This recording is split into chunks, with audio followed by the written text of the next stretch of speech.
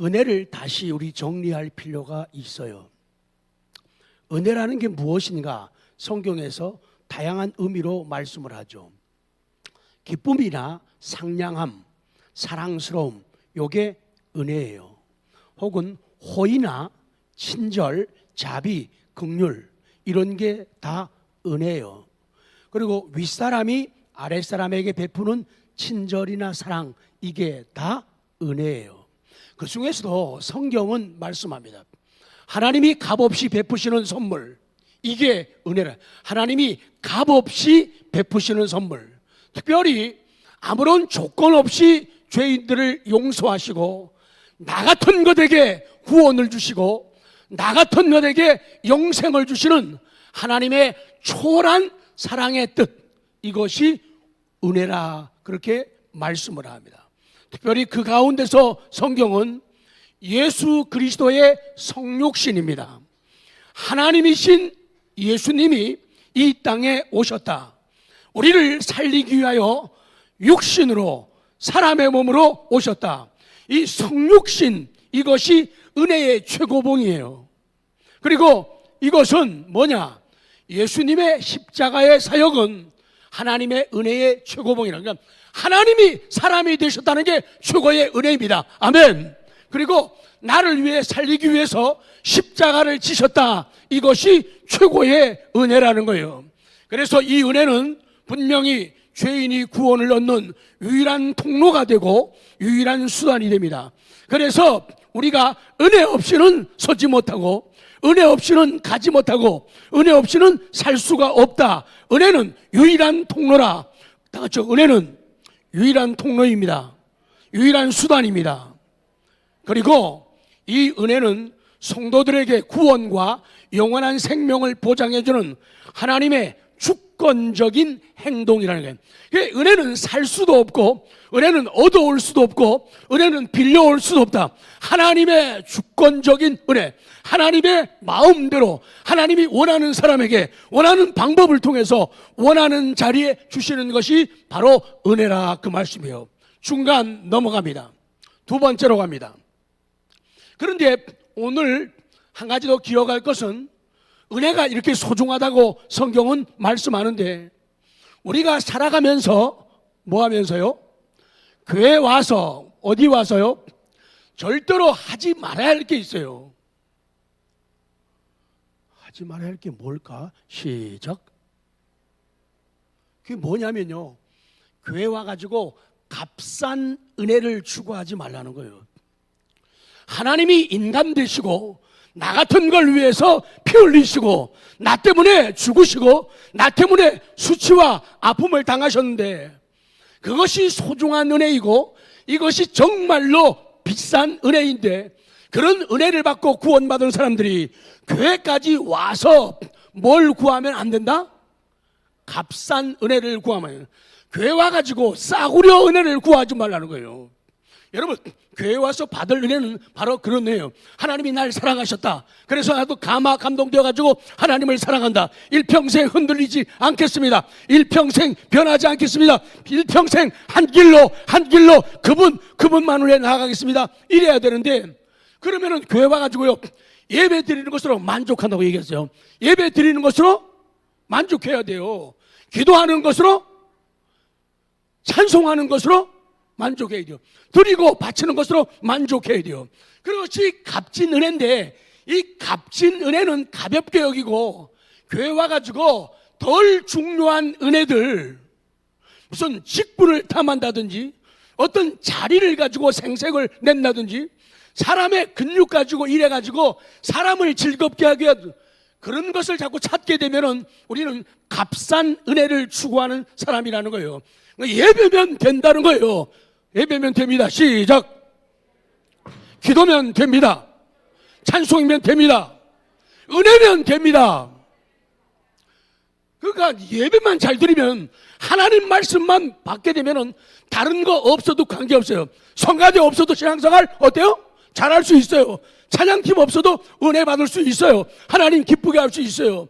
있으면 어때요? 더 좋고 없어도 상관없다. 이것이 정말로 그리스도의 값비싼 은혜를 깨닫는 사람들의 모습이에요. 있으면 좋아요. 선교에 꼭 있어야 돼요? 아니에요. 있으면 더 좋은 거예요. 없어도 상관없다는 거예요. 모든 게 그래요. 구역도 마찬가지예요. 구역 있으면 더 좋은 거예요. 근데 구역 없어도 신앙생활 충분히 하고 하나님의 기쁨이 될 수가 있다는 거예요. 근데 사람들은 교회 와가지고 정말로 비싼 은혜를 추구하지 않고 값비싼이 아니라 값싼 은혜, 싸구려 은혜를 자꾸 교회에 구한다는 거예요. 교회 오면은 맛있어요. 우리 성도님들, 우리 집사님들, 권사님들 솜씨는 세계에 뭐예요? 최고잖아요. 최고라고요. 정말 먹으면 먹을수록 맛있고 좀 좋아요. 몸에 좋아요.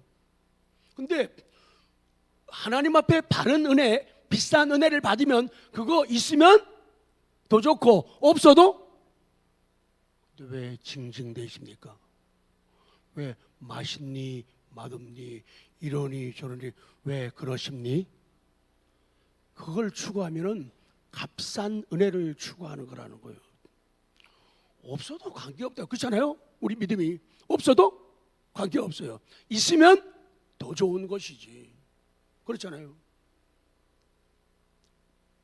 그래서 많은 분들이 그런 부분에서 성경을 통해서 깨닫고 은혜받고 고백한 부분들이 많은데 사람마다 장점 단점은 있어요. 제가 말씀드린 이 목사님도 완벽한 목사님은 아닌데 이런 부분에서는 참 아름다운 고백을 하신 분이라는 거예요. 이 본 회포라고 하는 독일 목사님이에요. 신학자이기도 하고 이분이 목사이면서 신학자이고 나치 히틀러를 향해서 대항했던 반나치 운동가이죠. 고백이라는 교회를 세운 설립자예요. 1933년에 나치의 독재에 대해서 모든 독일 교회가 예언자적 목소리를 내지를 않는 거예요. 저항하기는 고사하고 오히려 히틀러를 누구요? 히틀러를 예수 그리스도처럼 생각을 하는 거예요. 우리 독일 이 나라 이 민족을 살리기 위해 하나님께서 히틀러를 보냈다고 생각하는 사람들, 그런 백성들, 그런 목회자들이 많았다는 거예요. 히틀러는 하나님이 보낸 선물이라고.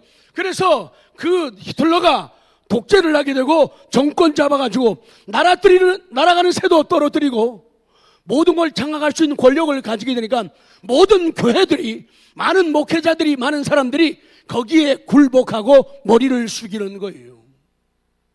그럴 때 하나님의 경건한 사람들이, 이 목사님도 마찬가지죠. 그거 아니라는 거예요.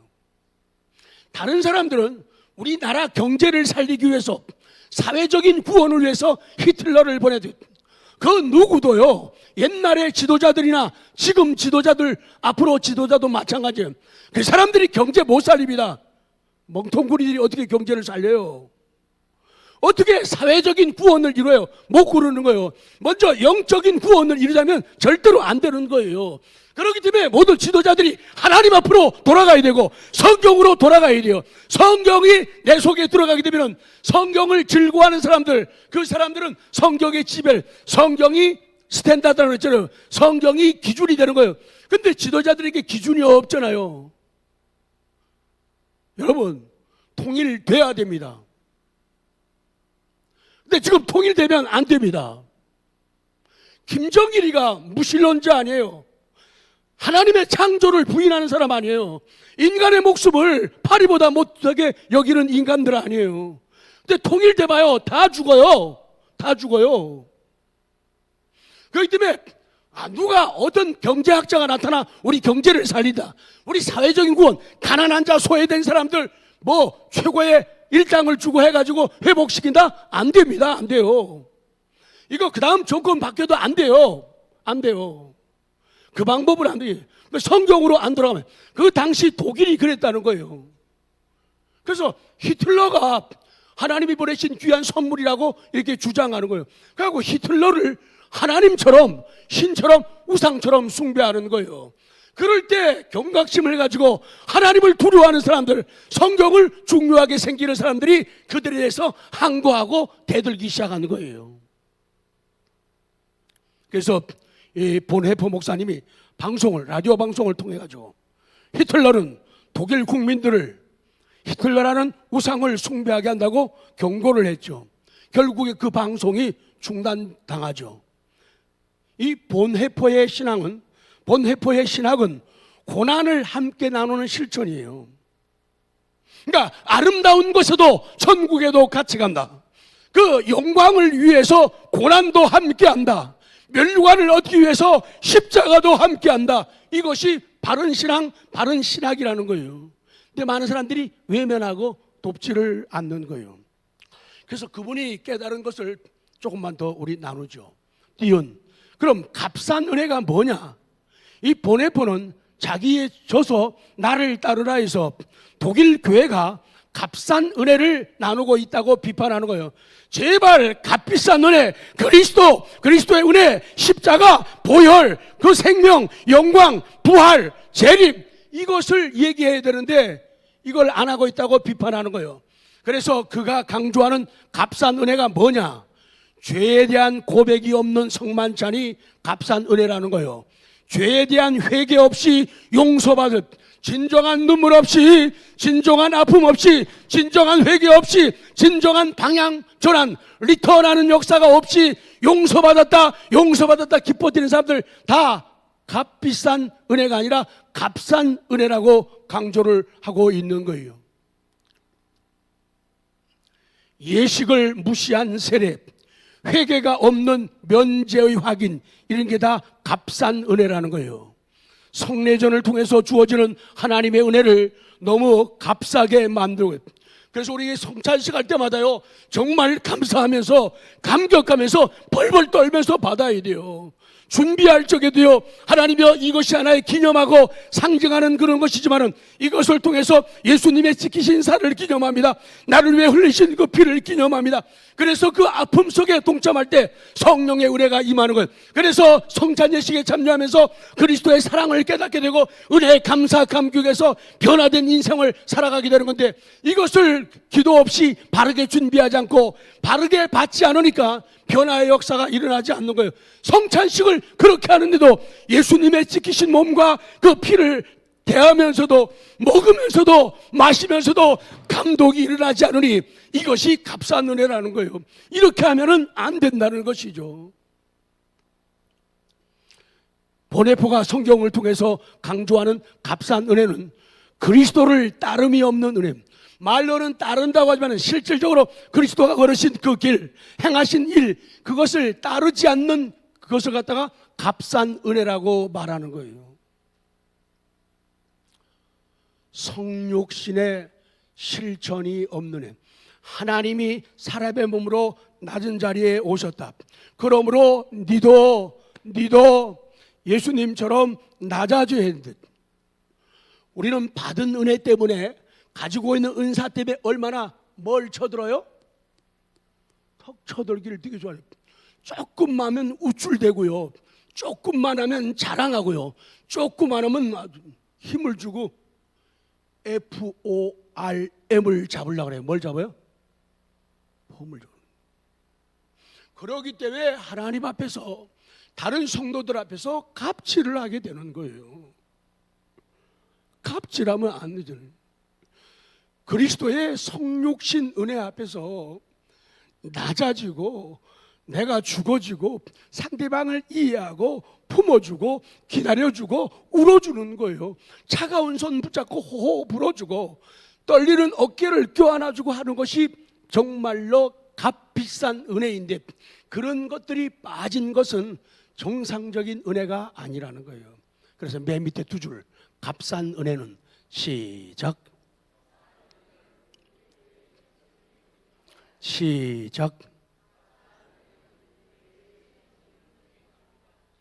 그래요. 값싼 은혜라는 것은 우리 교회의, 아니 나의, 우리 가정의 치명적인 적이에요. 하나님의 말씀, 방법을 따라가 내가 낮아지는 거예요. 내가 죽어주는 거예요. 내가 이해하는 거예요. 내가 덮어주는 거예요. 내가 감싸주는 거예요. 너는 흥하고 차라리 내가 망하는 게 더 낫다. 이게 하나님의 마음이에요. 이게 그리스도의 사랑이라는 것. 이것이 성육신한 은혜를 기억하는 삶이다. 이런 것을 깨닫게 될 때 우리는 값비싼 은혜를 누리게 되지만은 그거 하고 내가 희생하고, 그래서요 내가 덜 먹는 거예요. 맛있는 거 있을 때 덜 먹는 거예요. 내가 남보다 추위에 더 떠는 거예요.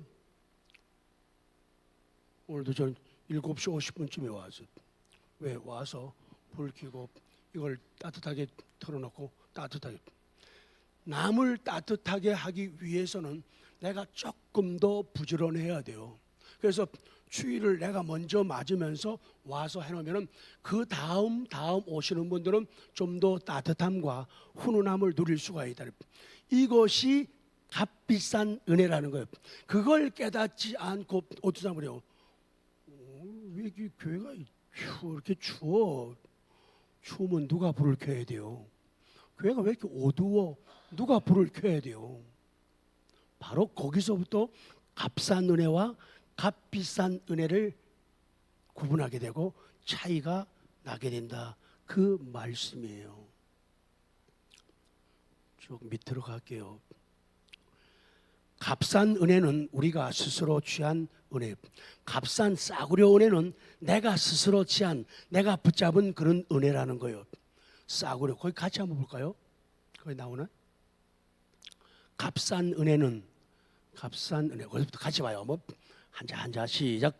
값싼 은혜는 하나님의 생생한 말씀을 부정하고 하나님의 말씀이 사람이 되심을 부정한다. 값싼 은혜는 죄인을 의롭다고 하는 게 아니라 죄를, 이게 문제라는 거예요. 정말로 싸구려 은혜가 뭐냐? 죄인을 의롭다고 하는 게 맞는 건데 죄인을 의롭다 아니라 그 죄를 의롭다고 하면 안 된다. 그러니까 자꾸 죄를 허용하고 묵인하게 된다. 그러면 그것은 싸구려 은혜가 된다. 그 말씀이에요.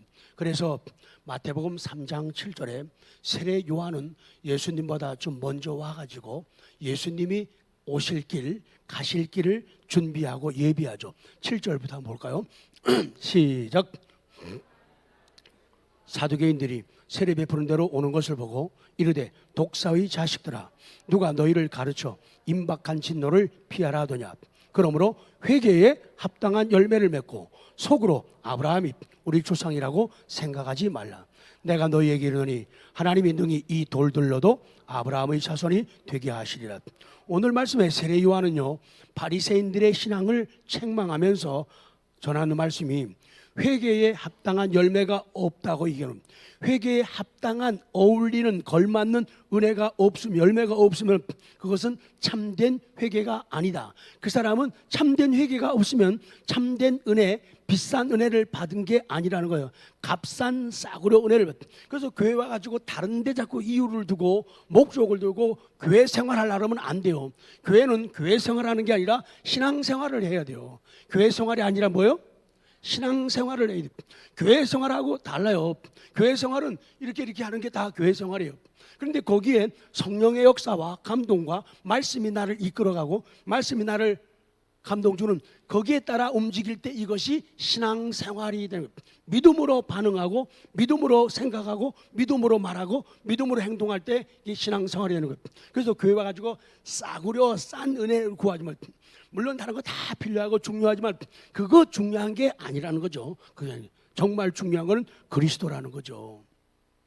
그래서 회개만으로 되는 것이 아니라 회개에 합당한 열매를 맺어야 그게 진정한 회개이고, 그럴 때 얻게 되는 구원의 은혜가 진정한 은혜다. 이것이 값비싼 은혜다. 그렇게 말씀해요. 자, 중요한 거. 자, 바리새인은 이렇게 읽어요. 바리새인은 시작. 바리새인은 회개조차 자기의 의로 여기지만 진정한 그리스도인은 자기 의의 뿌리까지, 비슷한 말 같죠? 아주 다르잖아요. 바리새인들, 형식적인 그리스도인들, 교회 와가지고 싸구려 은혜를 구하는 사람들은요, 자기가 회개하잖아요. 아파하고 부끄러워하고 미안하고 눈물도 흘리고 콧물도 흘리고 엉엉 울어요. 그런데 이 교만한 사람들은 자기가 하는 회개조차도 의로 여기는 거예요. 그리고 나 회개했다 자랑하고 의시되고 뽐내고 나같이 울지도 기도하면서 울지도 못하면서 이게 사람이 교만해지는 거예요. 그런데 진정한 그리스도인, 오늘 말씀에 따르면 정말로 비싼 은혜, 값비싼 은혜를 받은 사람은 자기에게 의가 있고 공로가 선행에 있어도 자기 의의 뿌리, 자기 선행의 뿌리까지도 하나님 이것조차도 저는 연약하고 추하고 부끄럽습니다. 회개하는 사람이 진정한 그리스도인이라는 거예요. 다시 읽어요. 바리새인은 시작.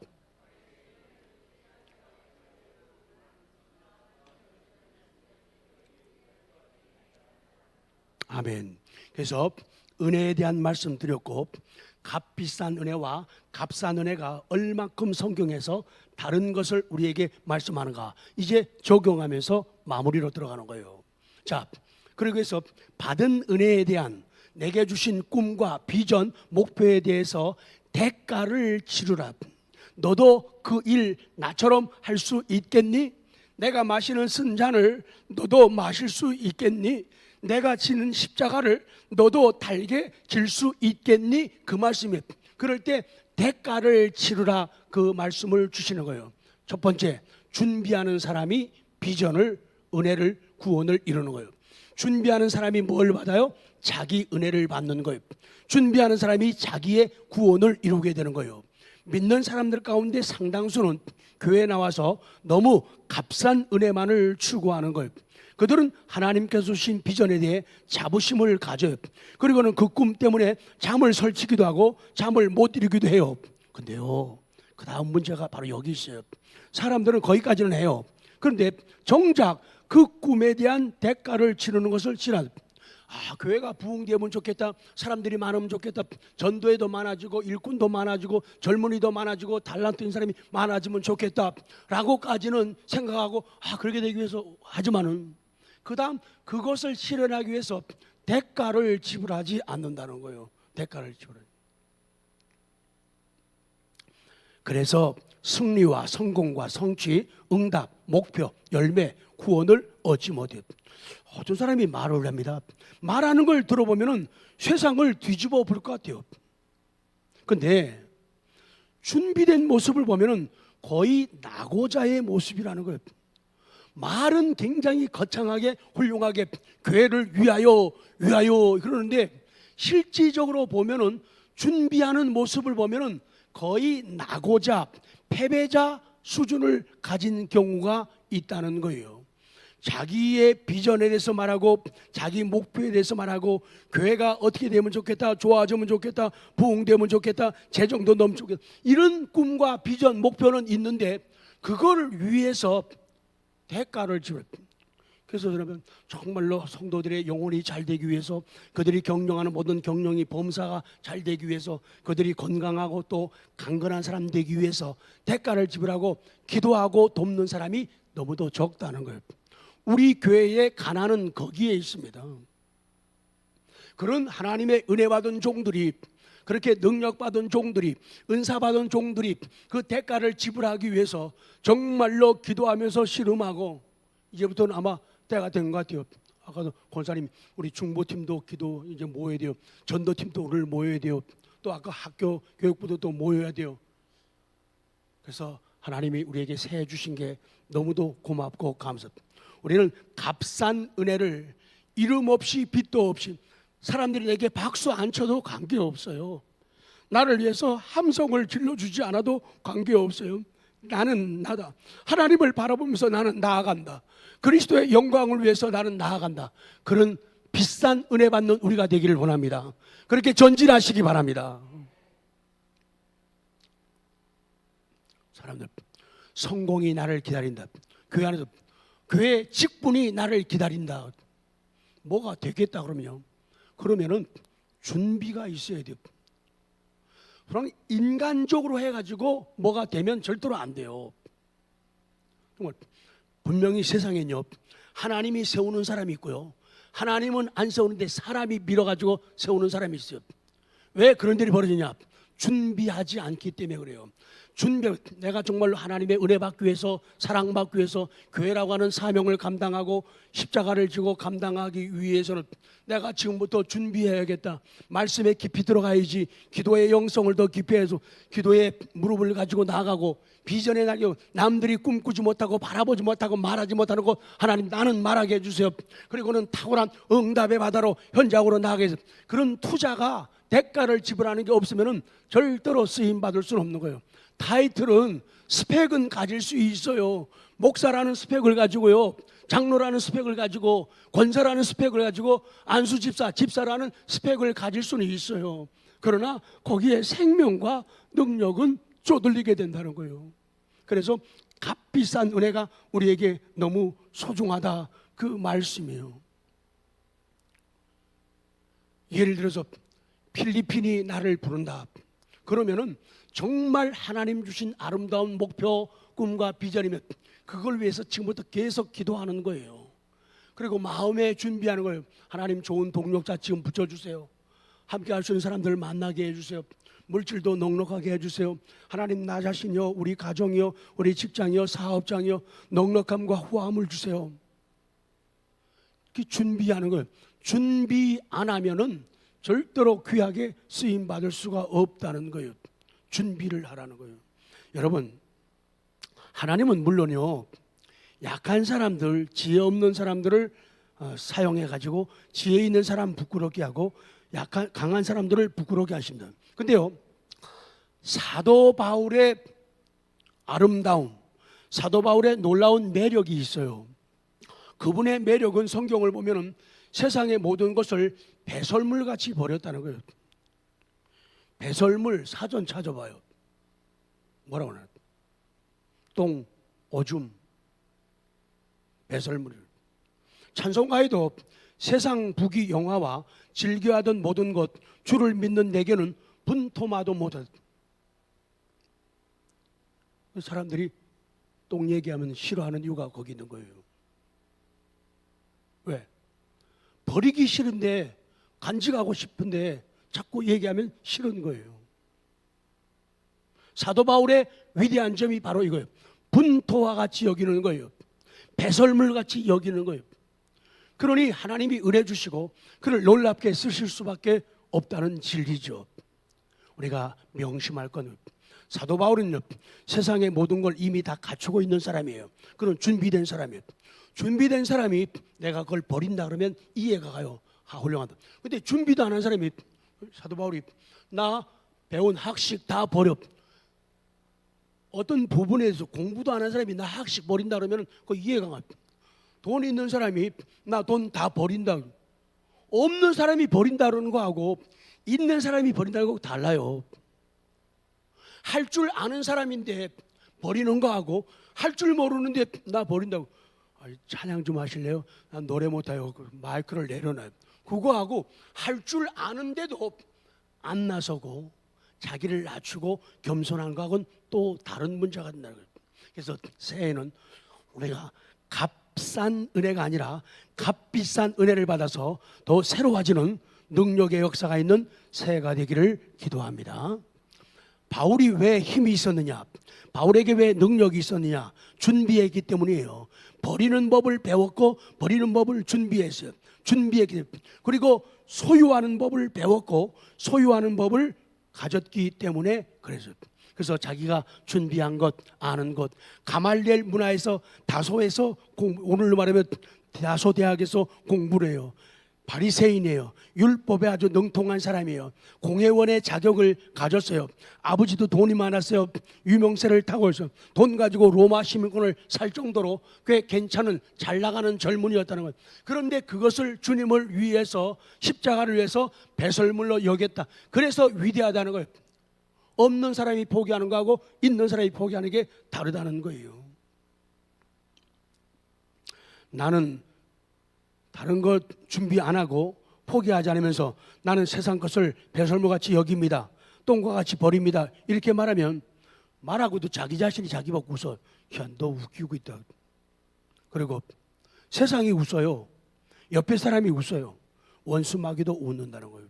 그래서 사도 바울의 고백은 준비된 사람의 고백이고 갖춘 사람의 고백이다. 자, 이제 말씀은, 성령의 역사는 거울을 통해 나를 돌아보게 만듭니다. 그럼 나는 어디에 속해 있는가? 마지막 질문을 우리는 받아야 합니다. 사람은 누구나가 영광과 성공을 추구합니다. 사람은 누구나가 영광이 있는 곳에 머물고 싶어하고 열매가 맺혀지는 곳에 머물려고 그래요. 이 사람들은 자꾸만 큰 교회에 자꾸 찾아가는 거예요. 큰 교회, 편한 교회, 모든 게 조건이 잘 갖춰진 교회, 나를 이해하고 지지하고 나를 팍팍 밀어줄 그런 교회를 찾으려고 하는 거예요. 이 사람의 마음이에요. 사람은 누구나 영광이 있는 곳, 열매가 맺혀지는 곳, 승리가 주어지는 곳에 소속되기를 원합니다. 그래서 작은 교회들은 자꾸 계속 힘들고 어려운 거예요. 그런데요, 기억하십시오. 성도들은 세상에서 승리하는 법을 알고 싶어 합니다. 어떻게 해야 승리하죠? 답은 성경에 있습니다. 그래요. 그 해답을 하나님의 말씀, 성경에서 찾아야 돼요. 늘 교회가 보여주는 말씀이에요. 늘 교회가 강단에서 들려주는 그 말씀 속에 있어요. 성도 여러분, 열매 맺고 승리하기를 정말로 원하십니까? 그렇다면 성경은 우리 성도들이 결코 패배자가 되지 말라고 말합니다. 그래서 교회는 결코 패배자의 그룹이 됩니다. 교회는 패배자의 그룹 되면 안 돼요, 절대로. 어려워도, 가난해도, 힘들어도, 쪼들려도, 사람이 적어도 없어도 할 수 있어. 하나님의 영광을 하면 할 수 있어. 갈 수 있어. 할 수 있어요. 옆에 분들에게요. 할 수 있어요. 갈 수 있어요. 시작. 할 수 있어요. 갈 수 있어요. 이런 사람들이 잔뜩 모여와야 돼요. 근데 패배의식이 꽉 찬 사람들이 안 돼. 야, 그때도 안 됐는데 또 되겠어? 에이, 말도 안 돼, 말도 안 돼. 이런 패배의식 가진 사람들이 잔뜩 앉아있게 되면 안 되는 거예요.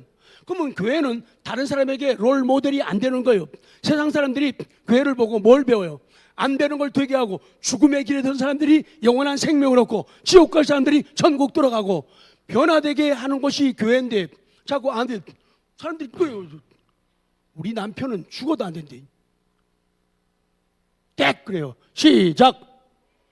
저봐, 땡 소리도 안 하잖아요. 봐줘 여러분. 우리 남편은 안 된대. 애들 좀 데리고 와. 우리 젊은이 적다 그러는데 집에다가 얼굴 빨개졌네. 집에다가 젊은 애들 말이에요. 우리 아들, 딸들, 손자, 손들 다 감춰놓고 어디다 쓰려고 그러냐 말이에요. 그들을 살리라 그 말이에요. 그들을 건지라고요. 데려오라 그 말이에요. 데려오라 그 말이에요. 살려야 되지 않겠어요? 그거 안 되잖아요.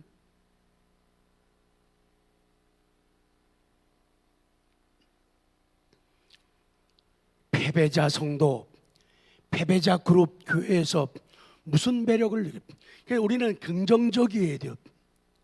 환경이 힘들고도 내게 능력 주시는 자 안에서 내가 모든 것을 할 수 있다. 이렇게 말하는 사람이 돼야지 이 그룹이, 공동체가 성공적인, 승리하는 그런 그룹이 안 돼, 이런 사람이 있으면 안 된다는 거예요. 그럼 패배자 그룹.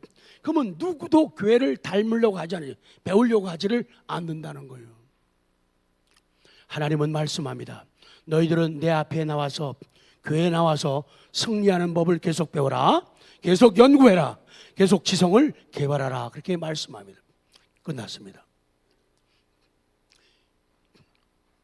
전 직접 못 들었는데요.